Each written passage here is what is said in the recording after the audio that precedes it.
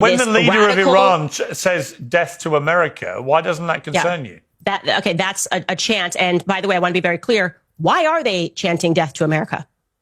Why are they chanting that? That's kind of a random thing. Like, I don't wake up one day and go like, dead?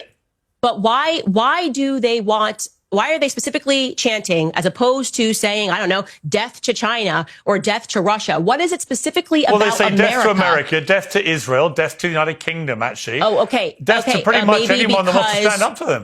Could have had something to do with our actions in the Middle East is why I'm saying that we need a change in foreign policy. It maybe has something to do with just like killing 1 million Iraqi civilians, okay, because Bibi Netanyahu got on a congressional stage and said there are weapons of mass destruction, and we took that to the bank, and there actually were no weapons of mass destruction, so we just killed 1 million. It could have something, I could be crazy, it could have something to do with our actions in the Middle East. The fact that we have 2,000 troops stationed in Syria right now under the guise of saying that we're fighting ISIS, while at the same time we know that Bibi Netanyahu funded the al-Qaeda adjacent front because he wanted to overthrow Syria, and they again expand their borders, immediately take on territory and sell us absolute nonsense. We're talking about funding Hamas. Bibi Netanyahu funded Hamas. There's footage of Bibi Netanyahu saying this stuff on camera. So it's just so ridiculous to me to pretend that they're in some predicament, that they may be eradicated soon, which is why they have to keep funding all of these terrorist groups and then pretending that they're victims of terror, when in fact they are the people that are imparting it worldwide.